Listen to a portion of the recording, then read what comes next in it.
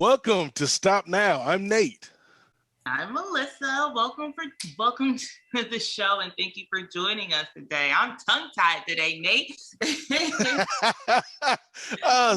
Here's the thing, Melissa, because I was gonna go somewhere else with this intro, and then you just mentioned it tongue-tied. Like it all ties into what we're gonna discuss today, because we're gonna talk about language. We're gonna talk about tactical language. We're gonna talk about the words we use and why we use them, and maybe why we, you know, why we speak the way we speak, Melissa. So I feel like we're gonna have a really interesting and fun conversation today. I spoke to our guest a week ago, I want to say, but who can quite pin down time these days? But and I thought we had a really good conversation, and so I'm excited to do this show this week, Melissa.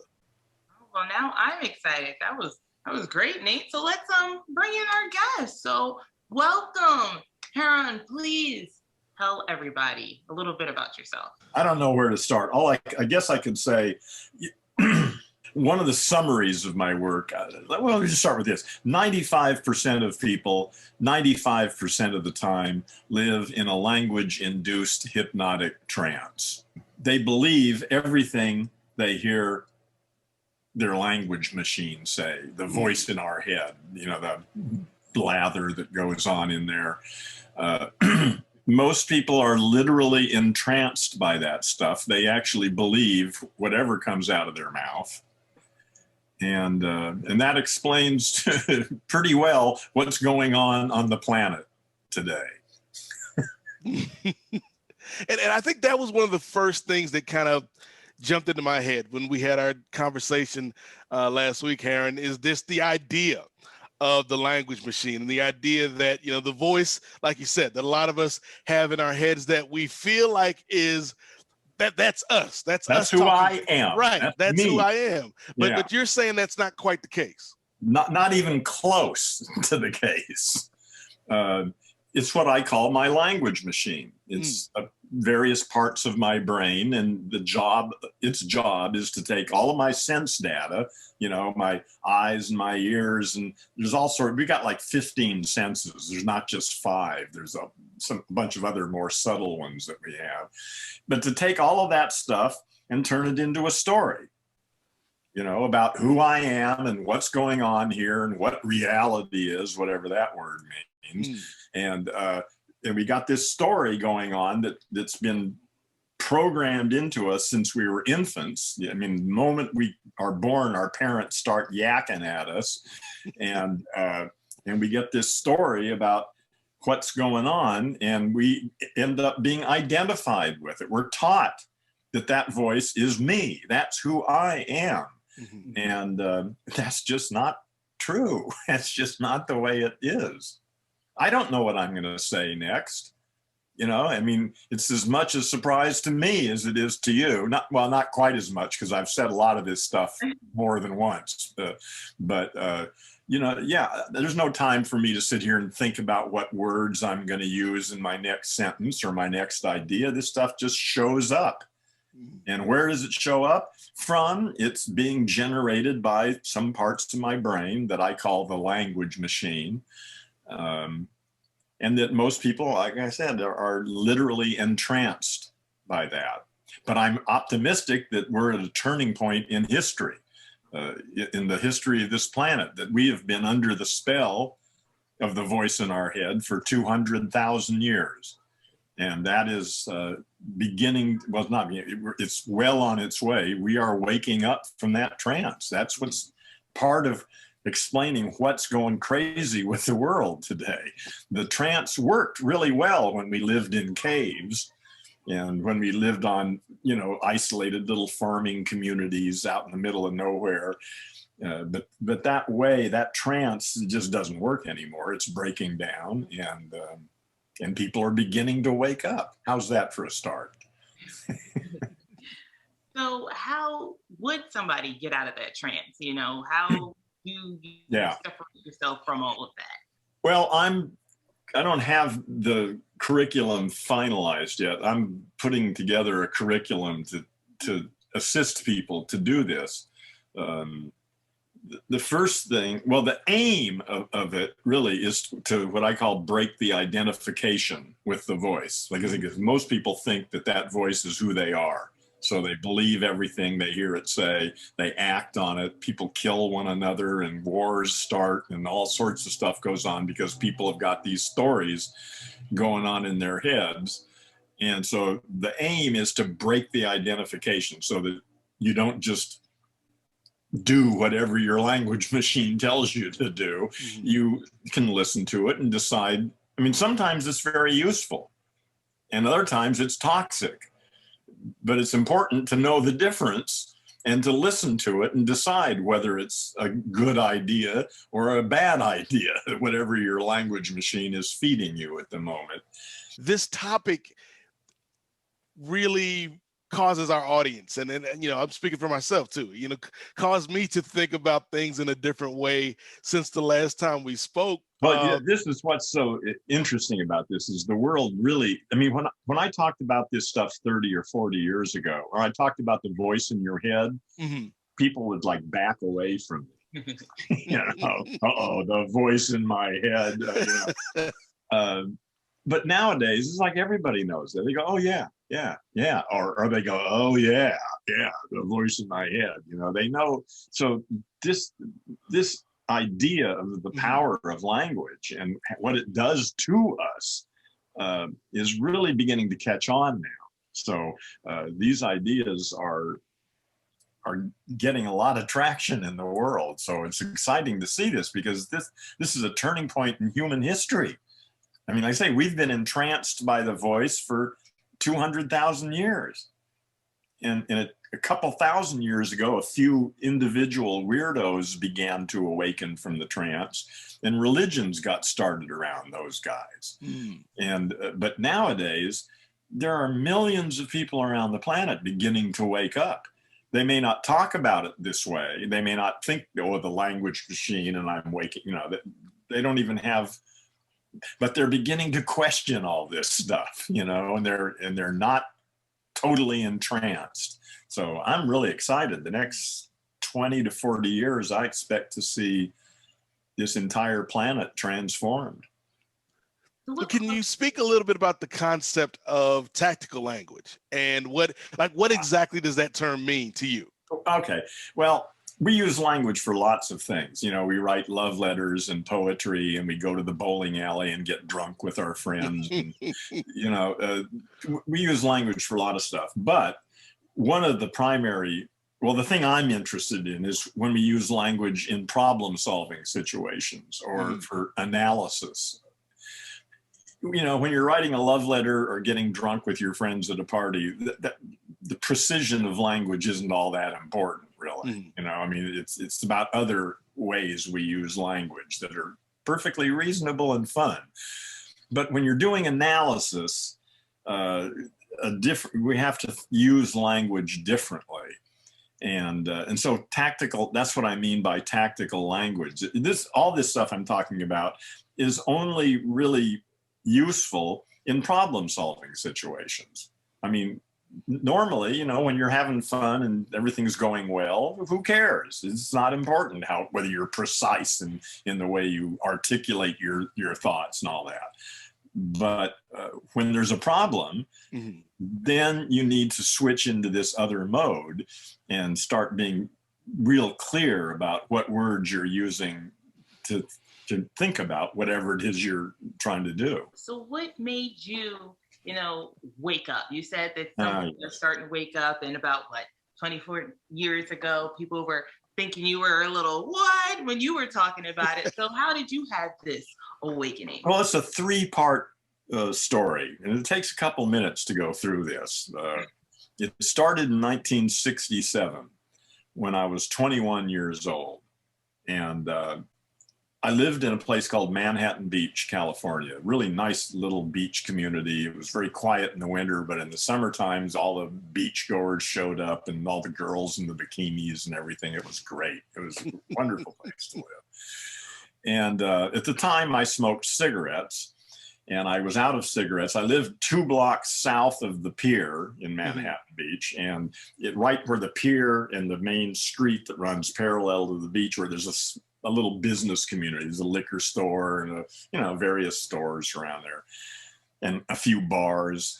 And in any case, I walked down to the liquor store to buy some cigarettes, and as I went into the liquor store, the most beautiful girl in the tiniest bikini I've ever seen was coming up from the pier and going into the liquor store right ahead of me. I opened the door for her, and she walked in front of me. And apparently I was like following her around, staring at her, because the next thing I knew, I looked, and she had turned around and was giving me this really nasty look.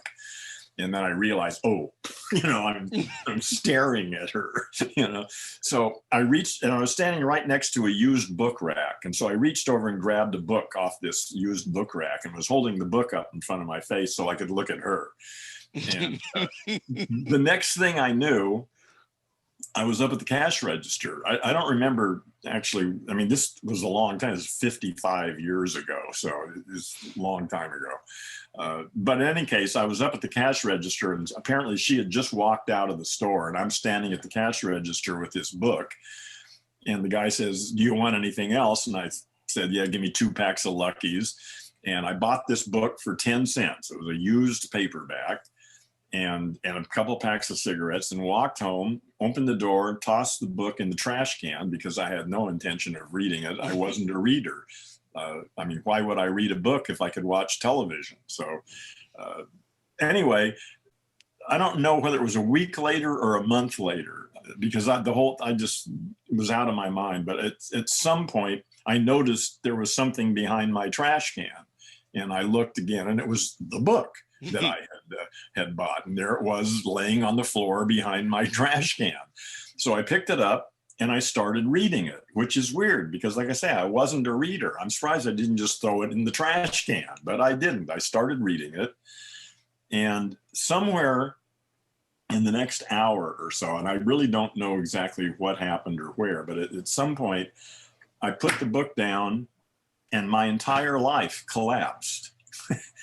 Everything, I just had this sort of blinding realization that I had no idea who the hell I was, what was going on in the world, what I could do, what I couldn't do, what I should do, the whole story in my head about my life and who I was just evaporated. And I was just sitting there in a kind of stupor, wondering what just happened to me. And I basically never recovered from that. From that moment on, I was in a new world, and I started reading other books by the book was by a guy named Alan Watts. I don't know if you guys know about him, but it was a book by him. So he was one of the guys who popularized Zen Buddhism in the West. And so I started reading all of his books. And that was the beginning of it. Anyway, that was the beginning. 5 seconds that just evaporated my whole life. And on the one hand, it was quite terrifying, but it was also really liberating. And simultaneously, I was really excited and terrified, all at the same time. So I spent the next 10 years meditating and doing all that kind of stuff, and going to lectures and writing in my journal and listening and reading and stuff. At the end of that 10 years, though, I had to admit that I really wasn't any closer to what it was I thought I was seeking. I mean, I guess I was seeking enlightenment, because that's a term that floats around a lot in Zen and Buddhism circles. So I was looking for enlightenment, but after 10 or 12 years of it, I realized I was really no closer to enlightenment than when I started, but I was a lot better at talking about it. And anyway, then there was a professor. I was in college at the time, and one of my professors recommended a book for me called Science and Sanity by a guy named Alfred Korzybski. It was a book written in 1933, and it's primarily about language and how language works. And as a result of that, that was the second awakening. Watts was the first one. And when I read Korzybski, I guess the big takeaway for me was there were at least two ways to dispose of a nagging question. Okay. One way is to find an adequate answer. You know, if you've got some question that's bugging you and you find a good answer for it, then the question is gone. Okay. But there's another way, and this is where Korzybski came. There's another way to get rid of that question, and that's to realize that the question itself is nonsense, that the question is literally meaningless. It has a lot of the words used in that sentence have emotional impact on us. But when you analyze it from an information point of view, the sentence is actually meaningless.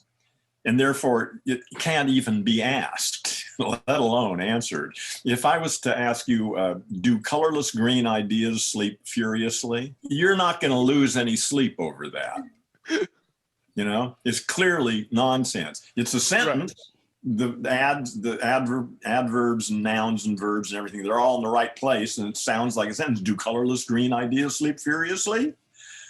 But it's clearly nonsense. Well, it turns out that all of the questions that I had been seeking answers for the previous 15 years, it turns out that I couldn't figure out any way to ask them meaningfully. I kept, with the principles that I learned from Korzybski, I kept trying to rewrite these questions in some way so that I could at least know that it was actually a question that could be answered, and I couldn't. And it took me a while to come around to that because at first I thought, well, I'm just too stupid, to actually formulate this question properly. But after trying for a long time, it began to dawn on me that actually these questions were just nonsense. They had a lot of emotional content and they sounded like sentences and questions, but I just couldn't formulate them. And over a period of that first thing I had happened like that, 5 seconds, boom. Right. This took some time to sink in and change me. But over the next year or so, all the questions that I'd been seeking answers for just evaporated. I couldn't ask them. They were gone. And at that point, I sort of retired from philosophy. And I figured, well, I'm just going to have fun, because I don't have any more of these pressing philosophical debates going on in my head. And I did. I sort of retired from that and just was enjoying my life. I'm an artist and I do music too. So I had plenty of ways to keep myself busy. And then the third part of the puzzle came into place. And it was a book by a guy named Ray Kurzweil called The Singularity is Near. Mm-hmm. And I knew previously the world was changing. I mean, I knew the world was going to be transformed, but to me, it seemed like that was 100 years from now, 200 years from now. It didn't have anything to do with me. So I just ignored it. But what Kurzweil did is change the time frame for me. All of a sudden, I realized, no, the world's going to change in my lifetime. In the next 20 to 40 years, we're going to see the total transformation of this planet, the end of the age of nation states, the end of capitalism, the end of religion as we have known it, and basically all of the institutions that govern our civilization are collapsing, and that something new is going to come and replace them. And that the stuff I'd learned about language now all of a sudden started to seem to be really important, that we really need to know this stuff because we're headed into unprecedented change and a new world. And it would be helpful if we actually could tell the difference between a real question and a nonsense question. So that's sort of a summary of how I think that's the answer to how I got here or something. But it was Alan Watts, Alfred Korzybski, and Ray Kurzweil. Well, when you talk about that transformation, when you talk about the change that you're seeing happen, how much of that would you say is linked to technology and the fact that you can have more connections and more Well, here we are on conversations. Zoom, man. Yes. Here we are, and Clubhouse is a huge thing that's going on these days. So that's fundamental. I mean, for the first time in history, we can connect to people all over the planet and share ideas person to person. That never happened before. That was impossible. On one-to-one, I mean, there was television, and radio, and that went a long way, and telephones, all of that was part of it. I see this as, well, let me back up further here. This is part of my story. I don't believe what I'm about to tell you, but it's the best story I've been able to come up with. I don't see Earth as like a rock with life on it. I see Earth itself as a living organism. And I think it's probably a member of a species. I think there are probably millions of other Earths in this galaxy that are as much like this Earth as two crocodiles are alike. It's a particular kind of organism. You take a class G star and a planet of a certain mass at a certain distance with a certain chemical composition, and it becomes an Earth. So I think Earth is going through a kind of metamorphosis right now. We've been through 6 mass extinctions. Every one of them pushed the game ahead. They weren't disasters at all. They were all things that led to us being here. And so I see humans as some sort of, just like I have a brain and a nervous system, and there are neurons in my brain, I think Earth has a brain too. And its brain is composed of all the computer circuitry and the internet and the Earth monitoring satellites and all the information processing technology and all the people who build that stuff and maintain it and create it. All of that together is sort of analogous to Earth's nervous system. And so, I don't know. I forget what the question was now, but I think... In terms of technology moving us forward. There you go. Yeah. So technology is absolutely fundamental. Without all this technology and without language, we're just monkeys. What do you say to people who are like, what are you talking about? Where did you get that from? Yeah. If they're asking the question, sincerely, then I can explain it to them. A lot of people aren't ready for this stuff yet. And that's okay with me. I figure my audience is maybe 5% of people, but that's okay. 20 years ago, it was 1% of people. Now it's 5%. 10 years from now, it may be 15%.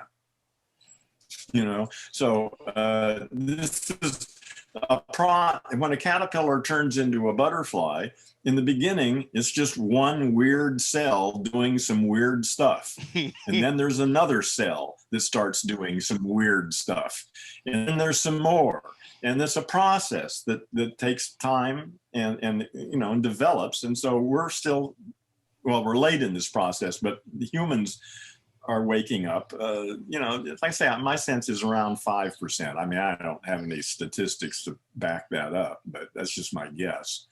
But I think it's, like I say, I think 30 years ago, it was 1%. Now it's 5%. 10 years from now, it may be 15 or 20%. In 30 years, it may be 80%. So I think it's increasing on an exponential function. So it's, more and more people are waking up to this stuff every day. And so I don't worry about people who don't get it. Yeah.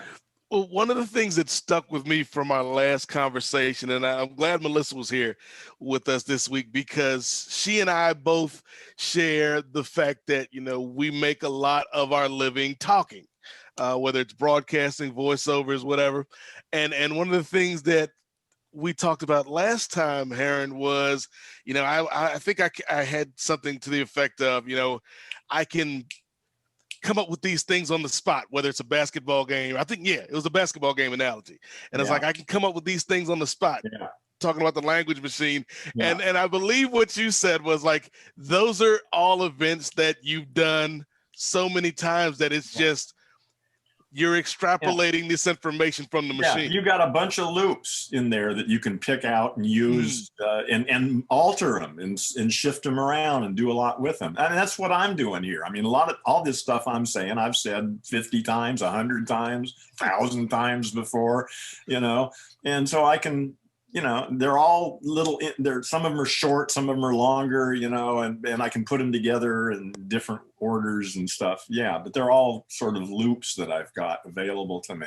And you as a broadcaster, especially in sports, there's a standard bunch of stuff that you can pick from, phrases and things that you can use over and over and over again and bend them a little bit for this or that. Yeah. Yeah, it's like Melissa, like I was self-conscious to a certain extent because I went back and listened to old shows and old games, and I'm like, he's right. Like there's certainly set pieces and go-tos that I always go back to, and I'm not thinking about it in the moment. No, you don't have to think about it. It's there for you. You've used it. You know it. It works. It's just like what I'm doing here. It's the same thing. Right, I definitely have that happen to me a lot. Like, I'm like, I just said that last week or something, but I just didn't think about it. It just came out of my mouth. No, of course, we don't need to think about it. That's what's so useful about it. There's no time to think about this stuff. It works. When it works, it works really well. And then when it doesn't work, well, then we have problems. Heron, I have a question on that, right? So when you said, so it's like kind of history repeats kind of thing, right? We repeat the same thing over and over. Earth itself is a living organism, right? So which means like we are some kind of a virus living inside that organism and creating the trouble. Well, I'm not sure we're a virus. I think we're part of its nervous system. I don't think we're a disease. I mean, maybe we are. I mean, that, like I say, I don't believe any of this stuff. These are just stories I make up, because I like them. So yeah, I'm trying to make up another story. Okay, all right. So, from the evolution standpoint, right? You are not going to say like God created, or even with the Buddhism concept of I'm not an evolutionist, for one thing. I don't think Earth is evolving. I think it's developing. I think that's a big difference. Yes, I remember that you saying that last time.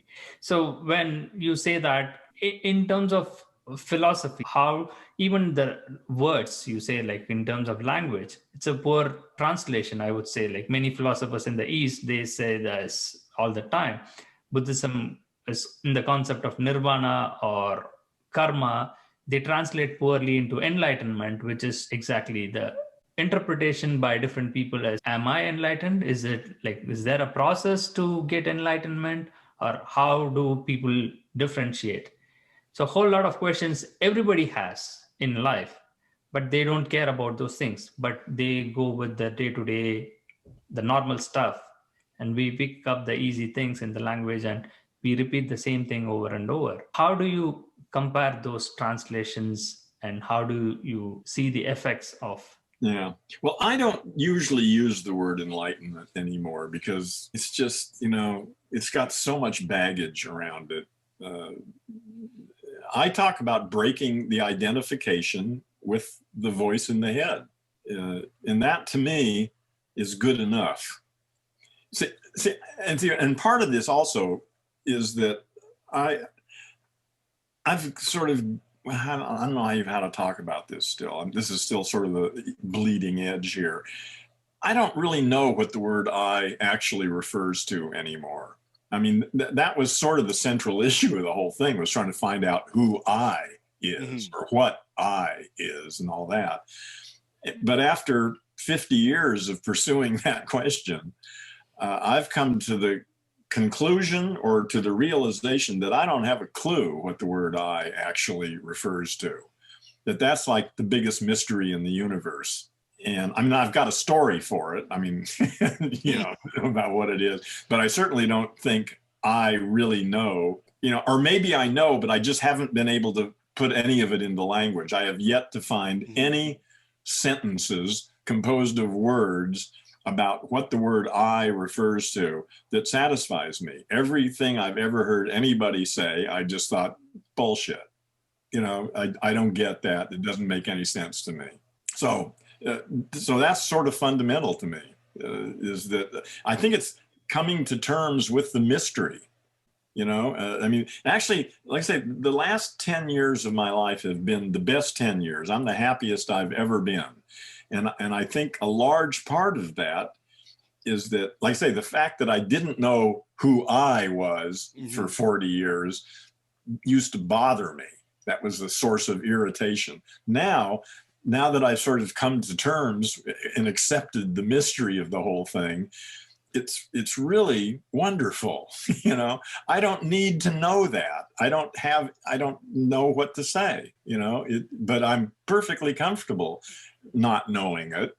And it doesn't bother me now like it did for most of my life. It's just like, okay, I don't know how to talk about that. Is a big mystery. One of the things that we touched on last time that I wanted to make sure we got in to this conversation, Heron, is the application of politics and the way language and speech is used in political conversations these days. Can you speak a little bit about how if we break the trance, if we kind of evolve or I guess develop some of these skills you're talking about, what kind of impact do you think that could have on the way that we do things politically, the way that we do things, just, I don't even interacting with human beings? Yeah, I don't even think I can even begin to speculate on how much that would transform the world. Mm-hmm. It would be a new world. And just my sense is the next couple generations of kids, they're the ones who are going to create the new world. All us old guys, we can reprogram ourselves and clean up a bunch of stuff. But the next couple generations of children, if they're raised properly so that they don't get sucked into the trance like we've all been, they're going to, politics, I think politics is over. Again, nation states are over. The way we don't need, the whole idea that we vote for people and then complain about what they do. Mm-hmm. We've got the technology right now. We can have direct democracy. We don't need representative democracy. If you care about an issue, get involved. Do something about it. Don't whine about somebody else and what they're doing. We don't need them. We can get together ourselves. And we've got, with the internet now, I mean, we don't have the technology or the software. It hasn't been developed yet, but it doesn't strike me as too far out to imagine developing some sort of software stuff on the internet where anybody who cares about any particular issue can get involved and resolve those problems and decide how it, and of course AI is coming into the picture too. So I'm sure we can turn a lot of sort of mundane decision making about resources and stuff over to AIs, and we won't have to concern ourselves with a lot of stuff like that. But setting the agenda for the whole thing, well, again, this is just such speculation. I don't know, what's going to happen. I just expect a fundamentally different planet in the next 20 to 40 years. And I mean, like I say, I've got a lot of ideas about it, but they're just, speculation. So you try to be positive on that, right? So I'm very optimistic, yes. Yeah, some people tend to be pessimists, right? So they just destroy and it's kind of going to end. And what you have those are the people that are committed to the caterpillar. See, if you don't see a butterfly coming and you're part of the caterpillar and that's your whole life, and you look around and the caterpillar is disintegrating in front of your face, that's, you're committed to the caterpillar, then that's going to be a problem for sure. And that's where most people are right now, but more and more of us are beginning to wake up to this butterfly that's emerging. And that's exciting. But if all you see is the caterpillar, well, that's a big problem. Something you just said right there just clicked something into my head or into my language machine there, Heron, because I wonder, when you're talking about changes in society and foundational changes, how much of this pandemic do you think might have accelerated that? Because I've already seen like people I talk to, the way they think about work now, the way they think about social programs is changed because of the last 12 to 16 months we've all kind of lived through. Yeah. Well, the last year or so has been the most social year probably of my life. I used to go to meetups and things, but I always preferred online stuff, but nobody else did. But over this past year, everybody has showed up online. And all of a sudden, my work is beginning to get some traction, and that's really exciting. And it's all because of the pandemic, because everybody is here on Zoom or Clubhouse or Skype or whatever. And so it's been great for me. And I'm a hermit anyway, so it really hasn't even changed my life. I mean, I go out to the store once a week to buy, groceries, and once a month I'll go to the gas station and put gas in my car. And essentially I live in my little cell here, but of course I'm pretty active online. A gender plays a role, like women and men, or I don't want to eliminate the transgenders, like everybody included, right? Different species have different mechanism in coping with the language, or your work is specific to English alone? Because English is taking over the planet. What happens? Yeah. Well, the 5 stupidities, in my podcast, those 5 stupidities are, or at least 4 of them are common to every language I've ever studied. I don't speak any other languages, but I've studied a number of them just to get some sense of how they work. And 4 of the 5 stupidities are in every language that I've seen. So and like I say, English is taking over the world. It seems that I don't even like to call it English anymore. I prefer to call it Earthling, because screw England. It's not, who cares about them? English is all over the world now, and it's growing rapidly. And anybody who's in any position of power or decision making, not everybody, but a lot of them do a certain percentage of their thinking and communicating in English. So that's why I want to clean up English. Plus it's my language, so it's the one that's running in my head. But all the other, and I suspect, well, let me put it, in the West Coast of the United States, 200 years ago, there were more than 600 languages from Washington, Oregon, California, along the coast. 600 languages. And I think right now there's still maybe 4 or 5 that are still living speakers of them. Maybe more, maybe 10, whatever, tiny percentage. But all the speakers of those languages are in their 60s and 70s. Those languages are all going to be gone. And this is happening all over the world. 99% of all the species of animals who have ever lived are gone and extinct. And so my sense is English really is taking over. Some other languages, a handful of other languages will survive. People can easily be bilingual. But everybody will be speaking Earthling and maybe another language or 2, if that's what they, if they're raised in an environment where, so they can speak multiple languages, but everybody, I suspect, will be speaking Earthling 100 years from now. So where is it that somebody could find you and find out more of what it is that, you do and try to become woke and speak? Well, they can always email me. I've been on Clubhouse a lot. In the last couple months. It's really destroyed my reading time. Actually, I've started scheduling reading time now because I basically quit reading. So, yeah, I'm on Clubhouse and my email. Well, I guess you guys have seen that. I sent you, Nate, that stuff with all my links and stuff, right? You've seen that? Yes.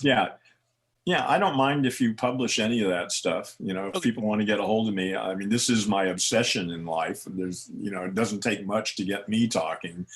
So, We'll definitely provide links in the show. Yeah, yeah, absolutely. Yeah, I'm here. This, like I say, I really don't have anything better to do than to talk about this stuff. So, I take every opportunity to, if anybody's interested, to talk about this stuff. Well, my Gendo website, gendo.net, is my sort of personal website. Years ago, I mean, way in the first part of the internet, I did it in Microsoft Word. There were no things like Dreamweaver or, any of these fancy web development tools. When you wrote a website, you did it in a word processor. Yep. So that was how I got a book on HTML, and I learned about 10 or 15 codes that I could use. And so I built my website, and that's what's up there today still. So at some point, I'm going to have to, my intention is to start a school to teach Gendo, initially to parents of kids under the age of 8. That's the future, the next couple generations of kids, as far as I'm concerned. So I want to get to parents of pre-pubescent kids and train them. I see 3 markets for my work. One, the most important one, is parents. Second is business people, any group of people who work together on a regular basis and talk to each other and send notes back and forth, whether it's a sales team or a product development team, or any group of people that communicate regularly. That's another market for this stuff. And then the third market is, seekers, people who are looking for enlightenment, or whatever you want to call it. This stuff is important in that domain too. So yeah, I need to put together a real website, a business site, but I'm not in really any hurry, because it seems to me that I'm still a little ahead of the curve on this thing. The market is small, but it's catching up with me real fast. So in the next year or two, I probably need to get a real website up and get my curriculum. You said the developing that as even the thought comes to me is, so the machine language is going to take over the human languages, and everybody is going to talk in the code. Actually, that's part of the project I'm working on. I haven't really gotten into it because I'm not technically up. I don't know enough about it to do it, but I see levels of languages, from things like Lisp or C++ or any of these programming languages. And they start very abstract and difficult to more human-like languages, that use normal words and structures somehow. And then we've got spoken language. And my Earthling that I've created is a very limited subset. It's got a 3,000-word vocabulary and some rules for creating new words, because you always need new words once in a while. But in any case, my sense is there's one level still missing. And it's a level right in between compilable computer languages and spoken language. And that would be right above Earthling, but right below something like Lisp. So that it would be a speakable language that you could speak to a computer, but the computer could compile it. But like I say, I'm not a coder. I don't know how to do anything like that, but my eye is on that. There's another level above Earthling that would allow you to speak directly to the computer, or something like that. Like I say, I haven't really explored that in depth. It'd be like the next evolution of Alexa. yeah, something like that. Like I say, I really haven't explored it in any depth. It seems clear to me that needs to be created, but I don't have any idea how to do that. I guess my last question for you, Heron, before we let you get out of here this week, is real quick. I want to circle back to a point you made about parents and kids. Because when I notice when I'm with my nieces, the way that they talk now is so much more advanced than me at that age. Yeah. And so how beneficial do you think tactical language and kind of deprogramming that language machine could be for the younger generation? Well, I think it's everything. I can't think of anything more important. I mean, we've got all this great technology and nanotechnology and AI and, we got all this stuff. But if we don't wake up from the trance of language, we're just going to use that stuff to kill ourselves. We need to wake up. And the place to start is with the kids. And honestly, I can't imagine what they're going to do. Like I say, I've still got a lot of old programming still running in my head. I'm not too attached to it, but it's still there. And I'm thinking, God, what would it be like if from the very beginning you never were, entranced by this nonsense? If you always just saw it as, oh, that's my language machine. Sometimes it makes sense, sometimes it's stupid, but it's not me. So I just can't think of anything more important, really. That's part of what keeps me so motivated, is that, there's all this talk about, the environment and resources and running out of oil and all these things, and justice and racism and just all the things that are going on in the world, all important problems that need to be resolved. But language underlies every single one of those things. So I just don't think there is anything more important than what I'm doing. Yeah, I think we can do a part 2. I have a lot of question on the words and its meaning, right? For example, if a connotation, right? If somebody says like fuck, that gives a whole lot of meaning in different contexts. Oh, yeah. I just want to touch on that and more question. And we will continue this hopefully the part 2. And thank you so much, Heron. Because listen, I love talking about this stuff. Time as well. Yeah, I always enjoy it. We can keep going now if you want. I've got, whatever you want to do. We can schedule another time or whatever you want to do. So it was just really nice to talk to you.